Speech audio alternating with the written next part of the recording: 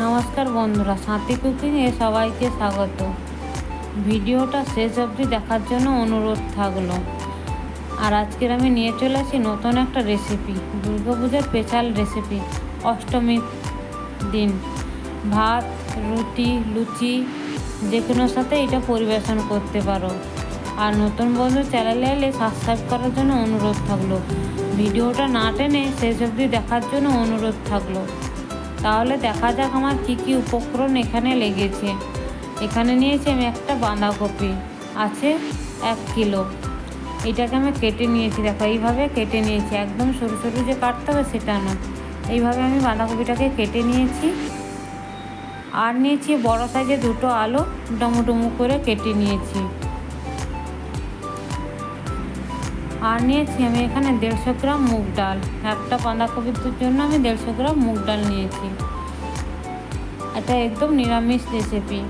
আর নিয়েছি একটা টমেটো, ছোটো সাইজের একটা টমেটো কেটে নিয়েছি।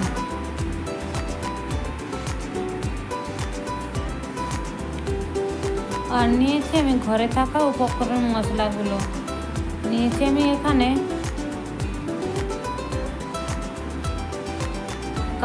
কাশ্মীরি লঙ্কার গুঁড়ো, জিরে, কালো জিরে, ধনে গুঁড়ো, জিরে গুঁড়ো, সবজি মশলা, লবণ, বাদাম, হলুদ আর লাল লঙ্কা। আর নিয়েছি 3টে শুকনো লঙ্কা, 5 ফোড়নের জন্য। এখন আমি গ্যাসের মধ্যে কড়াইটা বসিয়ে দিয়েছি, দিয়ে জল দিয়ে দিয়েছি। বাঁধাকপিটা আমি একটু ভাপিয়ে নেবো। এখন বাঁধাকপি একটু ভাপিয়ে রান্না করতে হয়, এই জন্য বাঁধাকপিটা আমি একটু ভাপিয়ে নিয়েছি, ঢাকা দিয়ে ভাপিয়ে নিচ্ছি। 2 মিনিট পরেই ফিরে এলাম, দেখো আমার বাঁধাকপিটা পুরো ভাপানো হয়ে গেছে। বাঁধাকপিটা আমি একটা ঝুড়িতে ছেঁকে নিয়েছি। আর গ্যাসের মধ্যে আমি কড়াইটা বসিয়ে দিয়েছি। কড়াইয়ের মধ্যে আমি 2 চামচ তেল দিয়ে দিলাম, ডালটা ভেজে নেব।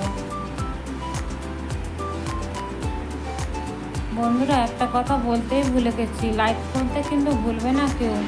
আর কমেন্ট করে জানাবে রেসিপিটা কেমন হয়েছে। ডালটাকে আমি ভেজে নিচ্ছি। ডালটাকে ভেজে আমি প্রেসার কুকারের মধ্যে নিয়ে নিচ্ছি। এটাকে আমি একটা সিটি মেরে নেব। এই ডালটা একদম পুরো সেদ্ধ করব না, আমি একটা সিটি মেরে নেব। পরিমাণ মতো আমি জল দিয়ে দিলাম।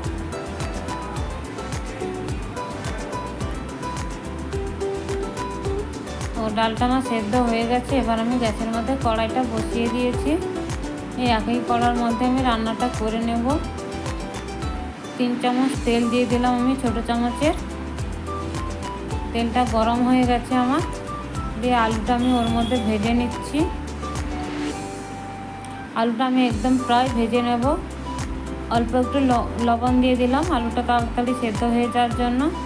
দিয়ে আমি ভালো করে নাড়াচাড়া করে ঢাকা দিয়ে আলুটাকে আমি ভেজে নেব। এখন আলুটা আমার প্রায় ভাজা হয়ে গেছে। 100 ভাগের মধ্যে 80 ভাগ আমি ভেজে নিয়েছি। দেখো আলুটা কালার দেখেই বুঝতে পারছো কতটা আমি ভেজেছি আলুটা। এইভাবে রান্না করো, স্বাদ অপূর্ব লাগবে। এই রান্নাটা থাকলে আর লুচি বা ভাতের সাথে আর কিছুই লাগবে না। ওই একই তেলের মধ্যে আমি চিনেবাদাম কটা ভেজে নেব। এখানে আমি চিনেবাদাম দিয়েছি, এটা দিতে পারো, না দিলেও চলবে। চিনেবাদামটা আমার ভাজা হয়ে গেছে। একটা বাটির মধ্যে আমি তুলে নিচ্ছি।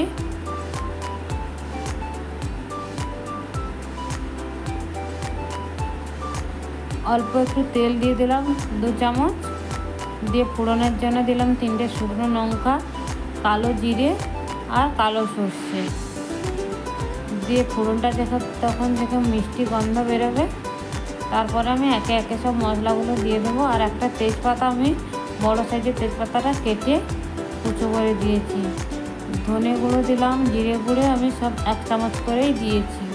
কাশ্মীরি লঙ্কা, লাল লঙ্কা 1 চামচ করে দিলাম, হলুদ গুঁড়ো 1 চামচ। সবজি মশলাটা একটু বেশি দিয়েছি, 1.5 চামচ দিয়েছি। দিয়ে অল্প একটু জল দিয়ে দিলাম।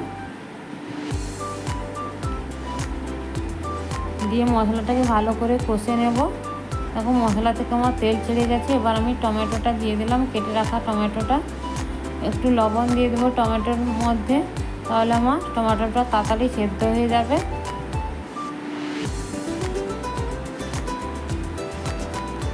দেখো মশলা থেকে তেল ছেড়ে গেছে আর আমার একদম টমেটোটা রেডি হয়ে গেছে।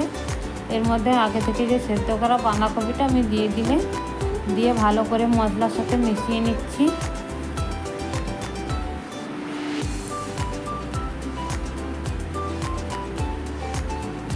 দিয়ে রান্না হতে দেবো 2 মিনিট।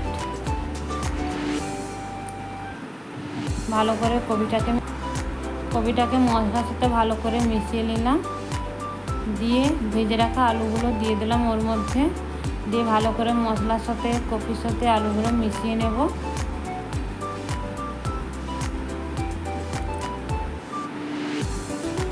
দিয়ে ঢাকা দিয়ে দিলাম। পরিমাণ মতো আমি লবণ দিলাম। দিয়ে ভালো করে মিশিয়ে নেব লবণটা। ঢাকা দিয়ে রান্না করে নেব আরও 2 মিনিট। এখন তরকারি থেকে আমার তেল ছেড়ে গেছে। ভালো করে নেড়ে চেড়ে আগে থেকে যে ডালটা আমি সেদ্ধ করে রেখেছিলাম ওই ডালটা আমি দিয়ে দিলাম। দেখো ডালটা আমি পুরো সেদ্ধ করিনি, ডালটা গোটা গোটাই আছে। আমি একটা সিটি দিয়ে রেখেছিলাম ডালটা। এরপর আমি বাঁধাকপির সাথে ভালো করে মিশিয়ে নেব। এই রেসিপিটা বাড়িতে বন্ধুরা একবার বানাবেন, তবে বারবারই এই রেসিপিটা বানাতে বলবে। রুটি লুচি সঙ্গে তো একদম পারফেক্ট রেসিপি এটা। ভালো করে মিশিয়ে নিচ্ছি। আর প্রেসার কুকার ধুয়ে একটু আমি জল দিয়ে দিলাম অল্প হালকা করে, যেহেতু আমার সব সবজিগুলো সেদ্ধ হয়ে আছে এই জন্য আমি হালকা জল দিয়ে দিলাম। আর আগে থেকে ভেজে রাখা চিনেবাদামগুলো দিয়ে দিলাম। দিয়ে রান্না হতে দেবো আরও 2-3 মিনিট। দেখো একদম পারফেক্ট রান্না তৈরি হয়ে যাচ্ছে। আর একটু জল আছে, আর একটু আমি ঢাকা দিয়ে রান্নাটা করে নিতে হবে। দেখো রান্নাটা হয়ে গেছে। আমি এবার পরিমাণ মতো চিনি, নিরামিষ রান্না চিনি না দিলে ভালো স্বাদটা আসবে না, ওই জন্য চিনি আর 1 চামচ ঘি দিয়ে আরও রান্না করে নেবো। একদম গ্যাসের ফ্লেমটা লো রেখে রান্নাটা করে নিচ্ছি। আরও 2 মিনিট ভালো করে নাড়াচাড়া করে রান্নাটা করে নিচ্ছি।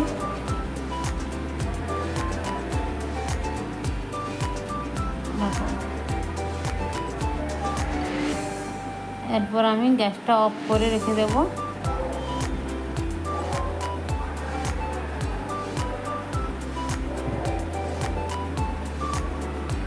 গ্যাসটা অফ করে আরও 2 মিনিট রেখে দিয়েছিলাম।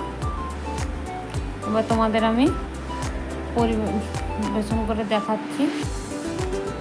এখন কত সুন্দরভাবে দেখতেও হয়েছে আর খেতেও খুব সুন্দর হয়েছে, অসাধারণ হয়েছে বন্ধুরা। এই রেসিপিটা একবার বাড়িতে বানিয়ে কমেন্ট করে জানাবে কেমন হয়েছে। ভালো থেকো, সুস্থ থেকো। আবার দেখা হবে নতুন একটা রেসিপি নিয়ে। Good night.